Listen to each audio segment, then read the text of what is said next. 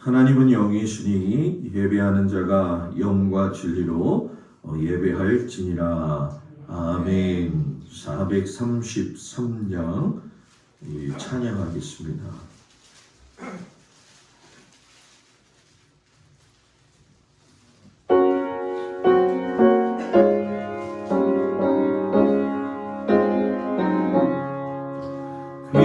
귀하신 주여 날 붙드사 주께로 날마다 더 가까이 저 하늘 나라 나 올라가 구주의 품안에 안기여 영생의 복 받기원합니다.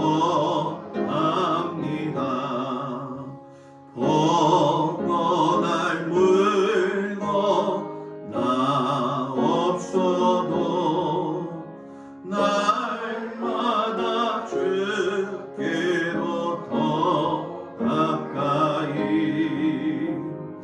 내 죄를 주께 아뢰니 주님의 보혈로 날 씻으사 눈보다 더 희게 하옵소서. 간악한 마귀 날 깨어도 주 예수 앞으로 더 가까이 이 세상 속한 그 허영심 엉추한 생각을 다 버리니 정결한 것 내게 비추소서. 이 세상 내가 살 동안에 주께로 날마다 더 가까이 점에는 천국 나 들어가 한없는 복락을 다 얻도록 풍성한 은혜를 주옵소서.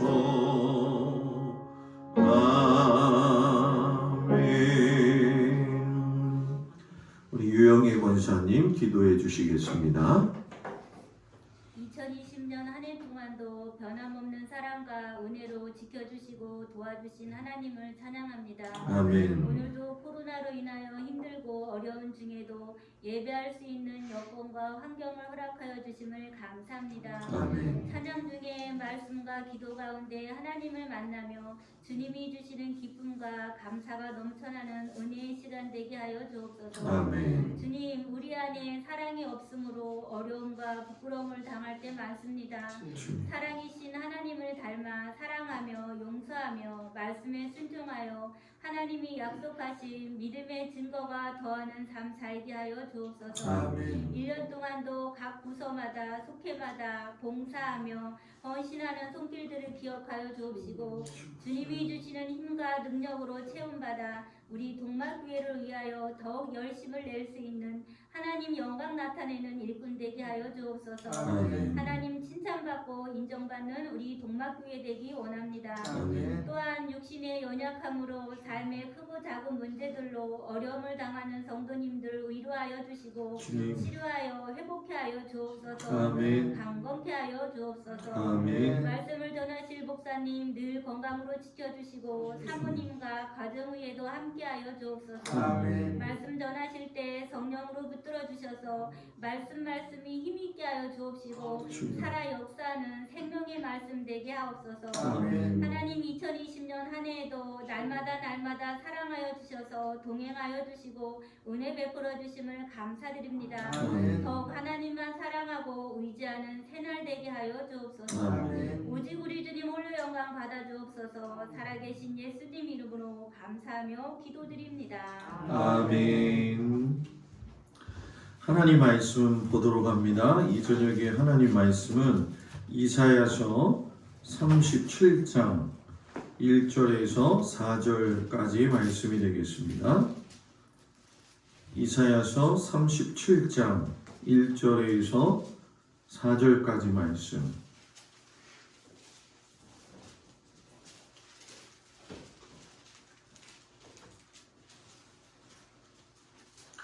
구약성경 1010쪽에 나와 있습니다. 37장 1절부터 4절까지 말씀 다 같이 우리 한 목소리로 읽겠습니다. 히스기야 왕이 듣고 자기의 옷을 찢고 굵은 배 옷을 입고 여호와의 전으로 갔고 왕궁 맡은 자 엘리야김과 서기관 셈나와 제사장 중 어른들도 굵은 배 옷을 입으니라. 왕이 그들을 아모스의 아들 선지자 이사야에게로 보내매 그들이 이사야에게 이르되 히스기야의 말씀에 오늘은 환난과 책벌과 능욕의 날이라. 아이를 낳으려 하나 해산할 힘이 없음같도다. 당신의 하나님 여호와께서 랍사게의 말을 들으셨을 것이라. 그가 그의 상전 아수르 왕의 보냄을 받고 살아계시는 하나님을 회방하였은즉 당신의 하나님 여호와께서 혹시 그 말로 말미암아 견책하실까 하노라. 그런즉 바라건대 당신은 이 남아있는 자를 위하여 기도하라 하시더이다 하니라. 아멘. 기도하겠습니다. 하나님, 할 수 있는 힘이 있어야 무엇이든지 할 수 있습니다.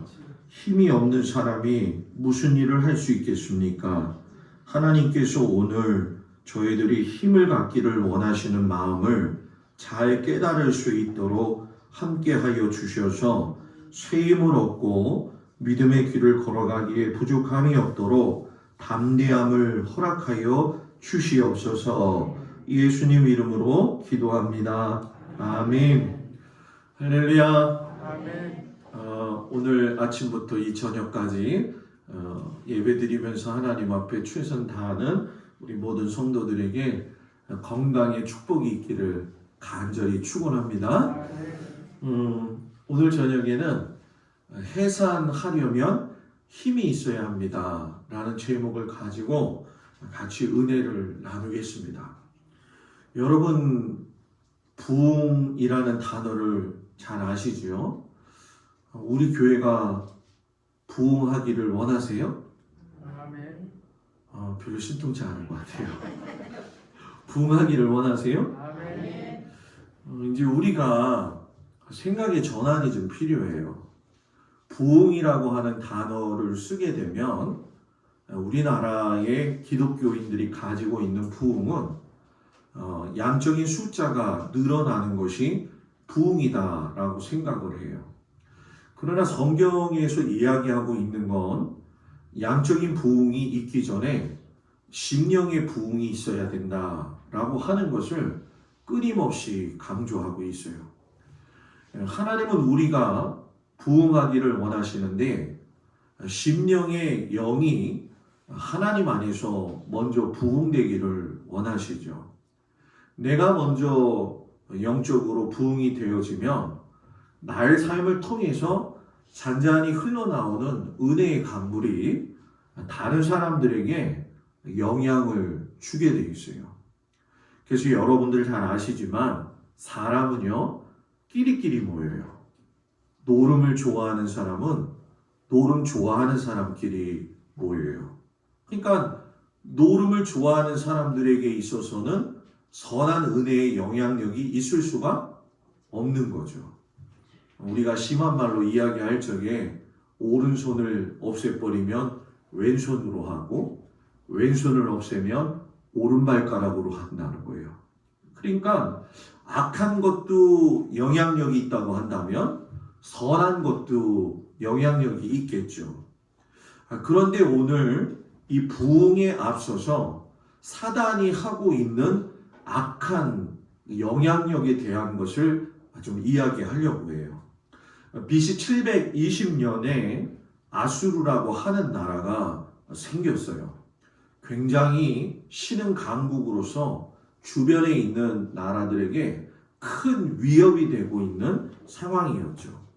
실상 이 아수르가 나오기 시작하면서 그 주변을 보게 되면 그 이후에 나타나는 바벨론이라든가 페르시아라고 하는 나라들이 끊임없이 이스라엘을 갖다가 어렵게 하고 힘들게 하는 그 모습들이 성경에 나와 있습니다. 그러나 원칙적으로 본다면 하나님께서 아수르를 사용하시거나 바벨론뿐만이 아니라 페르시아 이런 모든 나라를 사용하실 때에는 하나님의 백성인 이스라엘이 하나님 앞에 온전한 삶을 살지 못했기 때문에 그런 거죠. 부흥이라고 하는 단어하고는 완전히 거리가 먼 거죠. 아수르에 의해서 먼저 멸망한 나라가 북이스라엘이에요. 여러분이 잘 아시는 것처럼 솔로몬 이후에 그 아들 르호보암으로 인해 가지고 나라가 두 쪽이 되어졌잖아요. 그래서 북이스라엘과 남유다 왕궁으로 남게 돼요. 이 북이스라엘은 흔히 어떤 목사님은 그런 얘기를 하더라고요. 북쪽은 다 나쁜 거다. 그래가지고 이 북이스라엘도 왕들이 다 나빴어요. 수많은 선지자들을 보냈지만 말을 듣지 않았죠.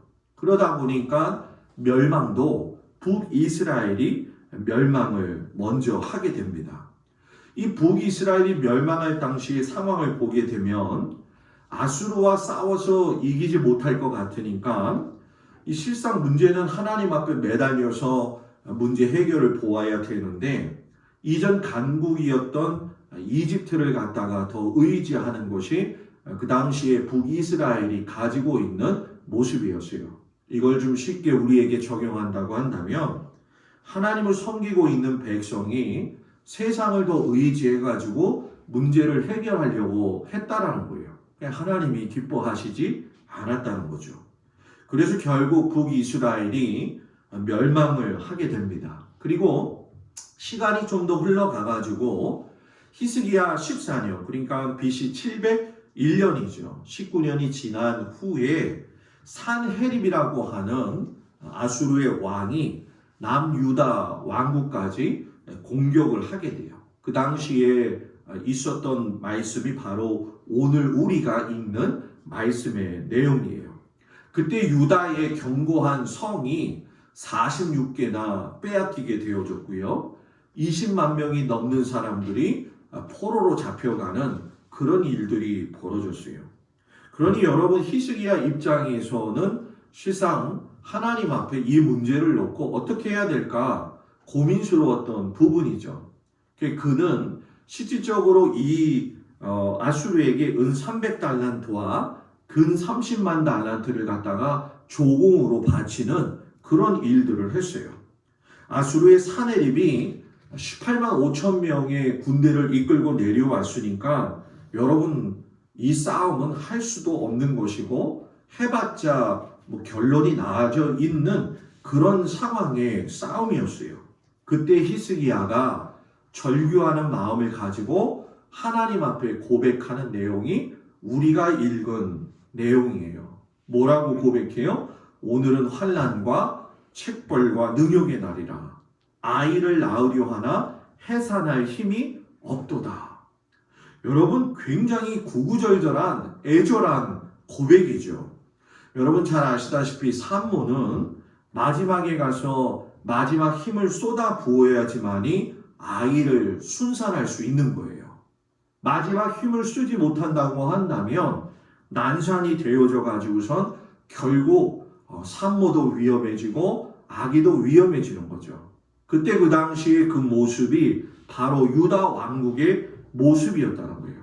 너무 약하고 너무 침체에 빠져 있고 너무 많은 마음들을 빼앗겨 가지고 어디서부터 힘을 쏟아야 할지 모르는 그런 상황을 맞이하게 됐다는 거죠.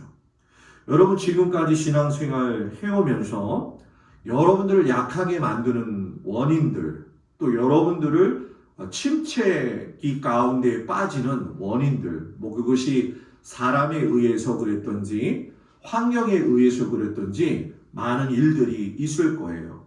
그런데 중요한 것은 그때 내가 하나님 앞에 의지적으로라도 이겨낼 수 있는 힘을 달라고 기도해야 된다는 거죠. 제가 하나님 앞에 기도하면서 우리 성도들을 위해 기도하고 동막교회를 위해 기도할 적에 가장 하나님이 원하시는 것이 있어요. 그것은 무엇이냐면 바로 오늘 말씀처럼 힘이 있었으면 좋겠다는 거예요. 힘도 여러 가지 힘이 있겠지만 내 영혼이 살 수 있는 힘을 하나님으로부터 공급받으라고 하시는 주님의 음성을 여러분들이 들어야 될 줄 믿습니다. 나라도 교회도 가정도 개인적으로도 부흥의 원동력, 살기 위한 원동력은 힘에서 나와요. 우리가 나이가 들면서 많은 의사들이 이야기하기를 허벅지를 힘을 키워라 이런 얘기를 해요. 허벅지 힘을 키우지 않으면 근력이 빠져가지고 이 배의 코가 무너져가지고 이 등이 굽어지게 되고 꼬부랑 할머니 할아버지로 이렇게 퇴화된다라고 이야기를 해요. 그래서 허벅지 운동을 많이 하게 되면 배의 코어가 강인하게 되기 때문에 좌로나 우로나 치우치지도 아니하고 길을 걸어갈 적에도 똑바른 모습을 걸어갈 수 있어요. 이 모든 것들은 결국 여러분 무엇이에요? 힘이 있어야 된다는 거죠. 영적으로 무능력하게 되어지면, 영적으로 곰핍하게 되어지면 영적인 힘이 소실되어요.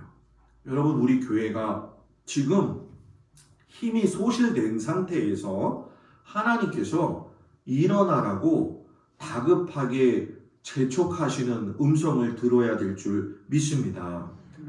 고든 맥도날 목사가 우리가 사는 이 시대를 함몰된 웅덩이와 같은 시대다 이렇게 얘기를 해요. 실상 여러분 요즘 전 세계에 일어나고 있는 자연재해를 많이 들으셨을 거예요. 올해도 우리나라에 엄청나게 많은 비가 내렸잖아요. 심심치 않게 또 들리는 소문들은 여러 나라에서 갑자기 호수에 물이 다 빠져버린다든가 아니면 싱크홀이라고 해가지고서는 땅이 꺼져가지고 집도 그리로 끌려 들어가고 많은 사람들이 다치기도 하는 일들이 요즘 전 세계에서 비일비재하게 일어나고 있어요.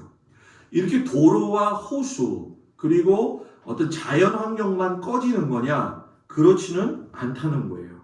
사람이 하나님 앞에서 믿음의 삶을 살 적에 하나님과의 관계가 원활하지 못하게 되면 자기 자신을 포장하게 돼 있어요.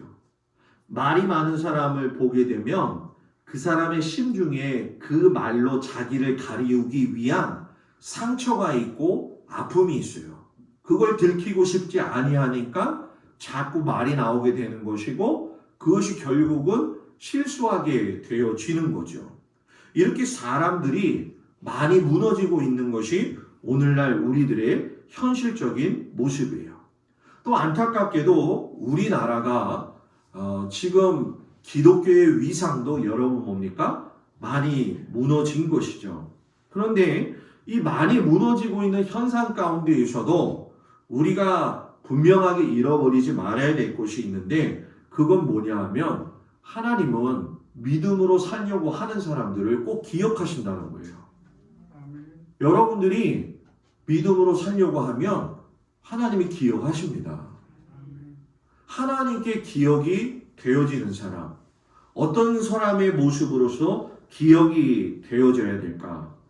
경건한 사람들은 오늘 이 히스기야의 고백처럼 하나님 내가 아이를 낳으려고 하지만 해산할 힘이 없어요. 하나님 나에게 힘을 주세요. 이런 기도를 하게 되겠죠. 그런데 우리가 읽은 이 37장 전에 성경을 보게 되면 여러분 이사야 선지자가 가서 예언을 하고 또 그리고 이 히스기야가 하나님 앞에 기도를 할 때마다 랍사게가 비꼬듯이 이야기를 해요. 뭐라고 이야기하냐면 이 땅을 멸하는 것이 여호와의 뜻이 없음이겠느냐. 여호와께서 자기한테 이르시기를 올라가 그 땅을 쳐서 멸하라 하셨다. 이렇게 이야기를 하는 거예요. 여러분, 이 이야기를 보면서 랍사게의 모습 속에서 누가 보입니까? 사단이 보여요.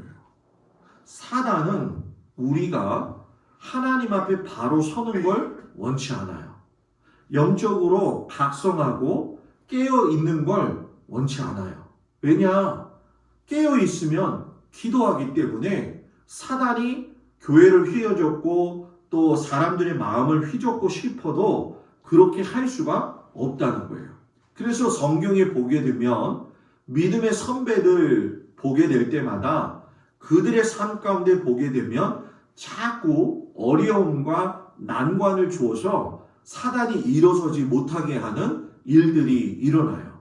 예를 들어 볼까요? 다윗 같은 경우죠. 다윗이 골리앗 장군을 만났을 때도 많은 사람들이 비웃었어요.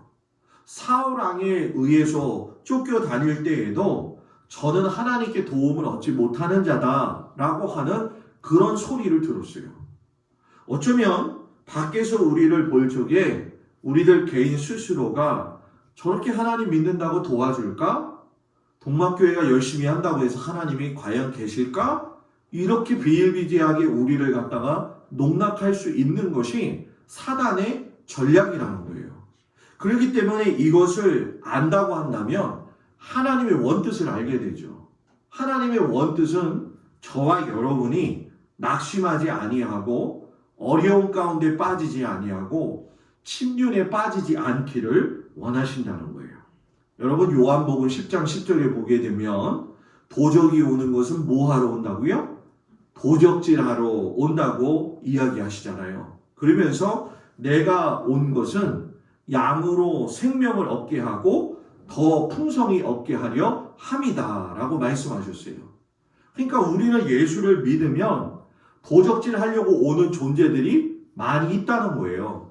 반면에 그것을 믿음을 가지고 이겨나가게 되면 예수님께서 말씀하신 것처럼 생명을 얻게 하고 풍성한 은혜를 주신다는 거죠. 여러분, 터가 무너지고 있고 벼랑 끝에 섰을 적에 히스기야가 올라간 곳이 어디냐? 성전이에요. 저는 우리 성도들이 물론 집에서 이제 농번기가 다가오고 여러 가지 바쁜 일들이 있게 되면 상황이 어쩔 수 없지만 이렇게 겨울 때는 여러분들이 집에 있기도 좋지만 낮에 이렇게 교회에 와가지고 기도하는 것도 참 좋다고 생각해요. 고개만 까딱까딱거리지 말고 아멘을 해야죠. 예? 목사님 말이 맞습니다. 까딱까딱 하는데 그건 좀 생각해 보고요. 지금 모습이 다 그런 모습이에요. 목사님 말은 분명히 맞는 것 같아요. 그런데 제 몸이 움직이질 않네요. 궁둥이가 천근만근이 돼가지고 방바닥에 딱 붙어 있으니까 움직여지지 않죠. 근데 여러분, 이스라엘 백성들은요, 어려움이 있을 때마다 포로로 끌려갔다 할지라도 항상 하나님의 성전을 향해서 기도했어요. 누가 기도했어요? 다니엘이 그렇게 기도했잖아요. 잡혀간 그 와중 속에서도 뜻을 정해가지고 하나님 계신 성전을 바라보면서 창문을 열고 뭐예요? 기도했어요. 그러면 좋아요. 저도 양보할게요. 교회 오지 마시고요. 창문을 열어가지고 교회를 향해서 보고 기도하세요. 아멘. 우리 장로님 하신댔어요. 남이 하니까 나는 지나갔다 이런 생각하지 마시고 훈련을 하세요. 여러분, 우리가 동막교회를 위해서 걱정하고 근심하고 모든 성도들의 낙심과 절망을 이야기하면서 결국 내가 주저앉아 있고 있다고 한다면 해산을 해야 되는데 해산할 수 있는 힘이 없지요. 그러니까 제가 해야 될 일이 있고 여러분들이 해야 될 일이 있을까요? 없을까요? 이럴 때는 굳세게 입을 다물고 있어요. 목사님이 다 알아서 하세요. 여러분, 제가 원리를 가르쳐 드릴게요. 목자는 양을 인도할 적에 길을 제시하는 거예요. 그리고 다른 길을 걸어가게 되면 막대기로 쳐서 올바른 길로 가게 하는 게 목자가 하는 거예요. 그러면 양은 양과 함께 더불어 가서 살 수 있어야 돼요. 여러분, 양은요 눈이 좋지 않아요. 그 양들을 보시게 되면 여러분 다닥다닥 붙어 있잖아요. 그죠? 그게 그냥 붙어 있는 게 아니라 양은 눈이 너무 좋지 않아 가지고 자기 앞에 양이 1m 이상, 2m 정도만 넘어가게 되면 앞에 양이 안 보인다는 거예요. 무슨 얘기인지 아시겠어요? 그러니까 자꾸 곁길로 가게 되는 거죠. 그래서 양은 양끼리 모여가지고 서로 건면하고 사랑할 수 있고 서로에게 용기를 줘야 되는 거죠. 그러면 그때 목자가 여러분 뭡니까? 꼴을 매기면서 그 양들에게 뭡니까? 자양분을 공급하죠. 그러면 토실토실 살이 찔까요? 찔까요? 찌게 되겠죠. 영적인 자양분이 많아야 된다는 거예요. 그러니까 이 히스기야를 통해서 우리가 배워야 될 점은 뭐냐면 이 사람은 문제가 있을 적에 무조건 성전에 올라갔다는 거예요. 오늘 우리가 성전에 올라가서 기도할 적에 누구를 봐야 될까요? 눈을 들어 하늘을 보면서 하나님 앞에 시선을 고정해야 돼요. 지금 우리는 낙심이라든가 또는 곤고함이라든가 하는 것에 자꾸 초점이 가 있어요. 내가 보는 것이 그 사람의 현재 심령 상태예요. 여러분들이 말하는 그 모든 것들을 보면 그 말의 현실적인 모습이 그 사람의 영적인 상태가 된다는 거죠.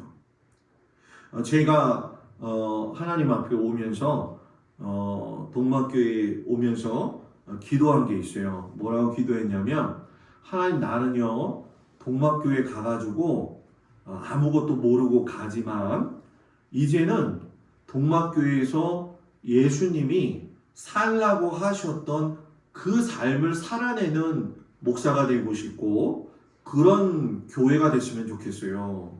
그런 교회가 됐으면 좋겠어요. 허탄한 내 마음 빼앗기지 말고 뭐 서로 간에 이렇게 재가지고서는 이렇게 좀 뭐라고 될까요? 꼬이고 이런 거 아니라 그냥 부족하면 부족한 대로 인정해주고 서로를 돌볼 수 있는 예수 그리스도의 사랑이 실천되어지는 교회가 됐으면 좋겠어요 라고 기도하면서 왔어요. 하나님께서 그렇게 해주실 줄 믿습니다. 그러면 해산하려고 하면 힘을 얻어야 되는데 오늘 말씀 속에서 우리에게 주시는 은혜가 있어요. 따라해 봅시다. 서로 힘을 합하고 연합해야 된다.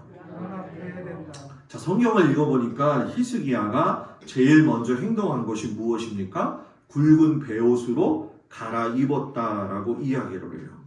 굵은 베옷을 입었다라는 얘기는 죽은 사람을 기릴 적에 입는 옷이잖아요. 이 이야기는 자기가 죽기를 각오하고 하나님 앞에 매달렸다라는 거예요. 히스기야가 굵은 베옷을 입으니까 그 뒤에 성경의 말씀을 보니까 국내 대신 엘리야김과 서기관 셈나와 제사장의 어른들 가운데에서도 굵은 베를 입었다라고 이야기해요. 연합하라는 거예요. 연합. 우리나라의 가장 큰 약점은 여러분 연합이 안 된다는 거예요. 조선시대부터 계속 보게 되면 노론과 소론 이렇게 정당 간의 정파 간의 이런 연합이 이루어지지 않다 보니까 물고 뜯고 하다가 결국은 나라가 어려움을 당해가지고 일제에다가 어려움을 당하기도 했고 동족들 간에도 서로 분열을 낳을 수밖에 없는 상황이 되어졌죠. 그러니까 우리나라 사람 이 내면에 깔려져 있는 정서가 무엇이냐면 낙심이에요. 한이 많다는 거예요. 우리는 여러분 좋게 이야기할 적에 백의 민족이다 이렇게 얘기하지만 백의 민족이라고 하는 얘기는 한이 많다는 거예요. 한을 풀어낸 사람들이 누구냐? 바로 우리가 알고 있는 일제시대 때나 나라가 세워질 적에 선각자 역할을 했던 우리 믿음의 기독교인들이 그 일을 감당했던 거죠. 여러분 이제 더 이상 우리 안에 낙심으로 인해 가지고 우리의 마음이 분열되지 않기를 축복합니다. 여기서 목사님 우리는 마음의 분열이 없는데요. 제가 얘기하는 건 개인의 마음의 분열부터 이야기하는 거예요. 마음이 흩어지면 신앙생활을 제대로 할 수가 없어요. 자꾸 빼앗기면 안 된다는 거죠. 니느웨 성이 잘 아시는 것처럼 이제 요나가 40일 지나면 무너질 것이다 라고 이야기를 했어요. 그때 니느웨 성의 왕이 뭐라고 이야기하냐면 사람이나 짐승이나 소떼나 또 양떼나 아무것도 입에 대지 말아라. 니느웨 성 전체가 어떻게 했어요? 전부 다 금식하고 굵은 베옷을 입었다는 거예요. 그럴 적에 이 요나가 발걸음을 옮기면서 말씀을 전하는 것보다 하나님의 말씀이 더 앞서갔다. 이렇게 이야기하잖아요. 여러분들이 하나님 말씀대로 살려고 하면 하나님 말씀이 먼저 앞서가서 모든 것을 평탄케 하십니다. 그리고 중요한 건 뭐냐면 두 번째, 힘써서 찾으라는 거예요. 히스기야의 탁월한 점은 여러분 뭐냐면 자기 혼자 성전에 가서 기도한 게 아니라 백성들로 하여금 하나님의 성전에 나가서 하나님을 찾도록 했다는 거예요. 그래서 역대하 32장에 보게 되면 너희는 마음을 강하게 하며 담대히 하고 우리와 함께하는 자가 저와 함께하는 자보다 크다라고 하면서 하나님의 동행하심에 대해서 이야기를 강조했던 거죠. 여러분, 저는 우리 모든 성도들이 하나님께서 나의 왕이라는 걸 입으로만 고백하는 것이 아니라 왕 대신 하나님을 인정해 드리세요. 인정해 드리면 하나님이 일하시는 거죠. 내가 하나님을 왕 대심으로 인정하지 않는데 하나님께서 나를 통해서 일하시겠냐는 거예요. 여러분, 제가 지난 교회에서 가장 기억에 남는 분이 있어요. 이름은 김경애 권사님이신데 이 권사님은 태어나서 과정이 살아온 것이 너무 고달픈 인생이었어요. 어떤 장사를 하셨냐면 서울에서 한 2평 정도도 되지 않는 곳에서 멸치, 미역, 그리고 이런 건어물을 갖다가 파는 장사를 했어요. 2평이 안 됐다고 한다면 얼마나 작은 가게였는지 여러분들 아시겠죠? 그분은 태어날 때부터 좀 뭐라고 해야 될까요? 올바른 가족의 테두리 안에서 태어난 것이 아니라 좀 뭐라고 해야 되냐면 뭐라고 해야 될까요? 정확한 가족 관계 안에서 태어난 게 아니라 우리가 흔히 얘기하는 이런 서자의 관계 속에서 태어나셨어요. 그러니까 일평생의 상처가 있지 않겠어요? 근데 그분은 다른 사람이 볼 적에 정말 무시당하는 일을 많이 하시는 분이에요. 어떤 무시당하냐면 그분은 어떻게 웃는 줄 아세요? 하! 이렇게 하고 웃어요. 그분은 어디를 가든 하하! 이렇게 하고 웃어요. 그러니까 그분이 왜 그렇게 웃는지를 이해하지 못하는 사람은 저 사람 이상한 사람이다 라고 이야기하겠잖아요. 그분은 살아오면서 하나님 앞에 자기 문제를 내려놓는 게 인생의 최고 해결 방법이라는 걸 알고 계셨어요.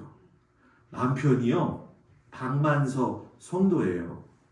제가 처음 부임해서 갔는데 이렇게 인사를 하면서 바카스를 하나 드렸어요. 그랬더니 바카스를 안 받으시더라고요. 그분이.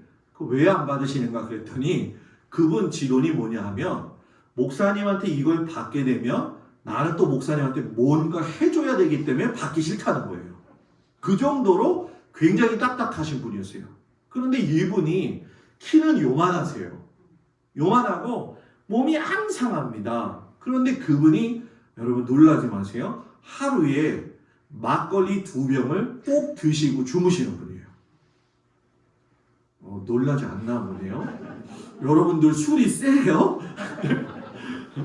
그분 지론이 소주는 또 안 드세요. 왜냐하면 몸 상한다고 막걸리가 곡주라고 그것만 드시는 거예요. 그런데 이분이 술만 드셨다 하면은 그 권사님을 너무너무 괴롭히는 거예요.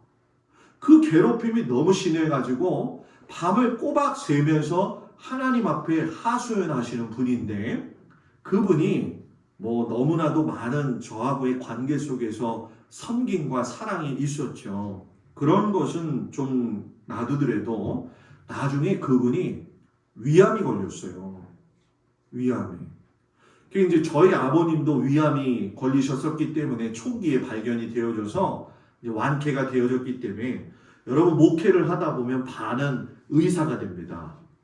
그거 아세요? 그래서 이렇게 어떨 때는 성도들이 목사님 저분 오래 사실 것 같아요? 못 사실 것 같아요? 까지도 막 물어볼 때가 있어요. 근데 제 마음속에서 저분이 위암이 걸렸다고 한다면 왜 위암이 걸렸을까? 우리가 보통 흔히 그런 모질병에 걸릴 적에 제일 먼저 드는 생각이 뭐냐면 하나님이 나를 미워하셔서 저주하셨구나, 이런 생각을 갖게 되잖아요. 그렇잖아요, 그죠? 그런데 여러분, 그 권사님이 뭐라고 이야기하시는 줄 아세요?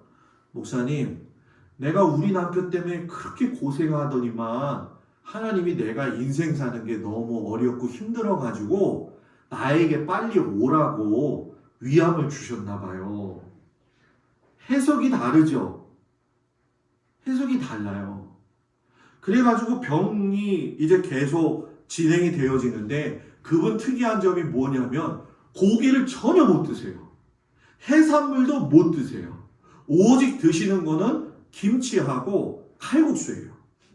그래가지고 광명시장에 그 병을 가지고 있음에도 불구하고 칼국수를 혼자 사서 먹기 위해서 가신 분이 그분이거든요.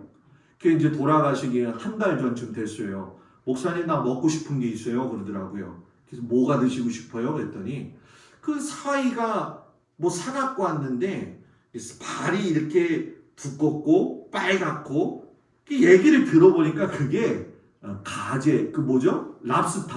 랍스타였어요. 근데 그분의 형편에서는 그런 일을 하면서 랍스타를 먹을 수 있는 환경이 아니었죠. 그래가지고 권사님을 모시고 랍스터 가게를 갔어요. 뭐 권사님이 드셨겠어요? 계속 저 먹으라고 주시면서 대밀었죠. 대미면서 이제 그 장로님 한 분이 저 용인에서 우리가 흔히 얘기하는 호스피스 병동에 가셔가지고서는 이렇게 뭐라고 해야 될까, 자원봉사 하시는 분이 있었어요. 그분을 통해 가지고 그곳으로 모셨어요. 주일날 아침이 되어졌는데 설교를 딱 이제 준비하고 나오려고 하는데, 그 집사님, 그 권사님의 딸이 박은미 집사님이에요. 제가 주례했고 지금까지 아이들이 커서 자라난 아주 아주 귀한 은혜를 나눴던 분이죠. 저한테 그러는 거예요. 목사님, 어머니 돌아가셨어요 하고 우는 거예요. 제가 그날 주일 아침에 그 얘기를 듣고 강단에 섰어요. 제가 울었을까요? 안 울었을까요? 제가 그대로 얘기하면 사랑하는 성도 여러분 하면서 울면서 김경애 권사님이 돌아가셨다라고 이야기를 하면서 울었어요. 그랬더니요, 목사도 울을 때를 잘 찾아야 되는 것 같아요. 그걸 또 좋게 보는 게 아니라 어떤 얘기가 나중에 들리는 줄 아세요? 야, 내가 죽으면 목사님이 저렇게 울어줄까? 이러는 거예요. 목회하기 참 힘들죠? 이게 목사의 삶이에요, 여러분. 제가 왜 이 장황하게 그분의 말씀을 여러분들한테 드렸냐면요, 그분은 마지막까지 하나님을 찾았어요. 죽어가는 그 순간까지 하나님을 찾고 목사님의 기도를 받고 가신 분이 그분이에요. 여러분, 문제가 있다고 해서 그 문제를 나쁘게만 해석하면 안 돼요. 그 나쁜 해석이 나쁜 결과를 가져오는 걸 오히려 더 땡기는 거예요. 그러나 그 나쁜 결과 속에서도 하나님은 나를 단련시키시기 위한 선하신 계획이 있다라는 것을 알게 되어지면 그 다음부터는 삶의 방향이 달라질 수밖에 없다라는 거죠. 그때 사단이 마치 랍사개처럼 와가지고, 야, 네가 믿음 가지고 있다고 해서 될 일이 있겠냐? 너 그런 마음 가진다고 해서 하나님이 도와주겠냐? 사단은요, 계속 우리에게 획책질하고 어려움을 주는 거죠. 히스기야가 하나님 앞에 기도하니까 하나님이 응답하셔요. 내가 이 성을 보호하며 구원하리라. 여러분, 이 기도가 끝나고 난 다음에 어떤 일이 벌어졌는지 아세요? 두 가지의 일이 벌어졌어요. 하나는 아수르 왕 사네립에게 풍문이 들린 거예요. 무슨 풍문이 들렸냐면 구스 왕 디르하가가 아수르와 지금 싸우기 위해서 쳐들어온다라고 하는 이야기를 들은 거예요. 그러니까 남유다 왕국에 있지 못하고 재빨리 뭡니까? 복귀하는 사건이 벌어지게 된 거예요. 신기하지 않아요, 여러분? 성경에는 하나님께서 이렇게 일하신 경우가 많아요. 바벨론에서의 포로 생활도 고레스 왕을 통해 가지고 회복을 시켰고요. 초대교회에 고통받고 있을 적에도 콘스탄티노 황제를 통해 가지고 교회를 갖다가 인정시키시는 일을 하셨잖아요. 그리고 더 기가 막힌 게 있어요. 그게 무엇이냐면 하나님께서 사람을 직접 상대하시는데 사네립이 퇴각해가지고 자기 나라에 가서 있다가 신전에서 예배드리다가 암살당하게 됩니다. 여러분, 기가 막히지 않아요? 하나님은요, 해산할 수 없는 이 힘을, 해산할 수 없는 힘이 없는 이 산모까지도 마지막에 부르짖는 기도를 들으시고 힘있게 하신다는 거예요. 저는 우리 모든 성도들이 하나님의 이 경륜을 깨닫기를 축복합니다. 우리 교회를 향하신 2021년도 또 우리 교회에 속한 성도들의 삶의 그 가정에 하나님께서 무엇을 하실까 기대해 보아도 좋지 않을까요? 하나님께서 그동안 어려움을 주셨다고 한다면 그 어려움 뒤에는 또 선하신 일이 있구나라고 하는 걸 분명히 여러분 뭐예요? 준비하셨다라는 거예요. 1944년 4월 21일 날 주기철 목사님이 순교하셨을 적에 오정모 사모님이 산정현교회 성도들이 울고 있으니까 뭐라고 이야기하는 줄 아세요? 여러분, 지금은 울 때가 아닙니다. 지금은 기도할 때입니다. 주목사님이 나약해가지고 힘이 모자라서 무식해서 죽은 것 같습니까? 당연히 말해야 할 때 벙어리가 될 수 없기 때문에 당연히 가야 할 길이었기 때문에 도망치고 싶지 않아서 당연히 죽어야 할 시간에 살아남을 수 없어서 죽었다라고 그 사모님이 믿음의 고백을 했어요. 저는 이 위기 가운데에서도 하나님의 교회를 세우시고 인도해 주시고 있다는 그 사실에 여러분들이 쇠임 없기를 주의 이름으로 축복을 드립니다. 새벽 기도 어렵고 힘들죠. 그러나 기도할 수 있는 힘을 하나님 앞에 달라고 기도해 보세요. 그러면 하나님이 할 수 있는 힘도 주십니다. 이 코로나 시대 때 신앙 성장에 제일 유익한 게 요즘 제가 뭐가 있을까 봤는데 그게 새벽 기도예요. 새벽 기도. 오늘 어떤 목사님하고 제가 통화를 좀 했어요. 강화의 상황이나 교회에 대한 상황들을 갖다가 좀 들어보려고. 그랬더니 제가 아는 목사님이 저 북지방에 계시는데 북지방의 목사님이 그 교회가 오늘 군청한테 고발당했대요. 22명이 예배드려서. 그래갖고 제가 속으로 이게 유튜브 동영상 녹화하니까 제가 이야기는 못하는데 야 22명 갖고 그랬어? 우리 교회는 그런 하나님이 참 잘 인도해 주셨네. 감사했어요. 코로나 시대 때 제가 동막교회에 와가지고 제일 먼저 부딪힐 게 실상은 3단계가 돼가지고 성도들을 과연 볼 수 있을까라고 했는데 하나님 우리 성도들 봐야 됩니다. 오늘 27일 격상한다고 그랬잖아요. 그래서 하나님 송구영신 예배도 봐야 되는데 어떻게 해요? 다른 교회 다 물어보니까 송구영신 예배를 안 보는 데가 굉장히 많더라고요. 요번에. 하나님 어떻게 하실랍니까? 그랬더니 또 오늘 그냥 2.5단계로 해가지고 간다고 이야기를 했어요. 제가 요행을 바라는 게 아니에요. 우리가 방역수칙을 잘 지키면서 우리가 하나님 앞에 예배드릴 수 있다는 게 행복한 줄 아세요. 행복한 줄 아세요. 이 행복을 놓치지 마시고 하나님 내가 해산할 힘이 없어요. 우리 교회가 해산할 수 있는 힘 좀 주세요. 그 힘이 내가 되겠습니다 라고 고백하면서 나아가시고 이번 한 주간 각자의 삶에서 이제 올 한 해를 마무리하고 내년을 준비하는 과정들이 있어질 텐데 함께 해주시는 그 하나님의 은혜의 손길을 붙들고 한 주간도 믿음으로 승리하는 우리 성도들 되기를 축복합니다. 축복합니다. 기도하겠습니다. 하나님 감사합니다. 주님의 은혜와 사랑으로 우리 모든 성도들이 세상을 이길 만한 믿음을 허락하여 주시옵소서. 예수님 이름으로 기도드렸습니다. 아멘. 옆 사람하고 인사할까요? 샬롬. 자, 물어보겠습니다. 다음 주 주일날 예배는 몇 시부터 하죠? 9시 반입니다. 네, 그렇습니다. 새벽 기도는 목요일까지 하고 금요일날 있나요? 없나요? 네? 네, 아시는 거예요? 모르시는 거예요? 제가 물어보면 대답하세요. 금요일은 1월 1일은 없어요. 그러면 1월 2일부터는 우리가 성경 읽어요. 제가 설교해요. 그렇죠. 그러니까 기억을 좀 해주시고 송구영신 예배 때 11시 반에 예배를 드릴 텐데 제가 권사님들 우리 성도님들한테 우스갯소리로 이야기하지만 동막교회 와가지고 좋으면서도 참 힘든 게 한 가지가 있었어요. 그게 뭔지 아세요?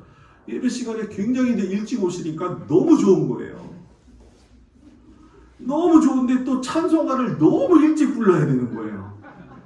뭐 좋고 나쁘고의 차원이 뭐 그렇다고 치지만은 우리 성도들이 약간 좀 특심이 있구나 그런 생각을 많이 하게 돼요. 여러분 송구영신 이제 예배 때 오시면 좀 약식으로 해가지고 제가 좀 준비를 하겠습니다. 그리고 시간이 되시는 분은 화요일 날 저한테 연락 좀 해주셔서 낮에 제가 목양실에 있잖아요. 재무부실에 저 혼자 액자를 50개를 이렇게 껴서 만들어야 되는데 힘들겠죠.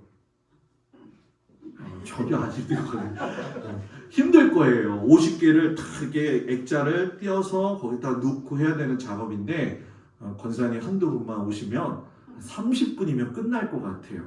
제가 힘들어서 그런 게 아니라 권사님들이 보고 싶어서 그러니까 자원해서 오시면 좋겠습니다. 그래서 그 말씀이 뭐냐 하면은 동막교회라고 제가 인쇄를 했고요. 액자를 껴서 지난번 교회에서는 제가 그렇게 쭉 했습니다. 축복기도 받고 난 다음에는 자기가 그 말씀을 액자를 하나 가져가는 거예요. 그러면 그걸 집에다가 놓고 1년 동안 붙들고 기도하라고 제가 그렇게 준비를 했습니다. 그러니까 혹시 송구영신 예배 못 나오신 분들은 목사님이 나 안 주지 그게 아니라 다 드릴 겁니다. 그러니까 다 드린다니까 송구영신 예배 또 안 나온다 그러면 안 되겠죠. 잘 나오셔가지고선 받아가시고 우리 연로하신 권사님들은 뭐 제가 직접 방문하거나 또는 주일날 오시면 이렇게 해서 챙겨드리고 또는 우리 속장님, 인도자님들이 챙겨주셔서 잘 갈 수 있도록 해주시기 바랍니다. 나가시면서 보시게 되면 우리 그 헌금 봉투 이렇게 꽂는 곳에 주정헌금 봉투 이렇게 집어넣어놨어요. 하나님께서 이 주정헌금 봉투도 훈련이다 생각을 하시고 잘 감당해 주셨으면 좋겠습니다. 그리고 연말 좀 지나고 나서는 제가 이제 성도님들한테 한두 번씩 전화를 해가지고 직접 찾아가 가지고서는 같이 대화도 나누고 신방 겸 같이 은혜 나누는 시간을 갖도록 하겠습니다. 옆 사람 보면서 우리 축복합시다. 오늘 밤 평안히 주무세요. 오늘 밤 평안히 주무세요. 아멘. 그 뒤에 제가 꼭 하고 싶은 말이 있어요. 한번 옆 사람 보면서 평안히 주무셨으면 내일 새벽에 봬요. 왜 안 하세요? 평안히 주무셨으면 새벽에 하나님이 할 수 있는 힘 주시면 나오셔서 기도하세요. 우리 다 찬송하겠습니다. 나를 사랑하는 주님.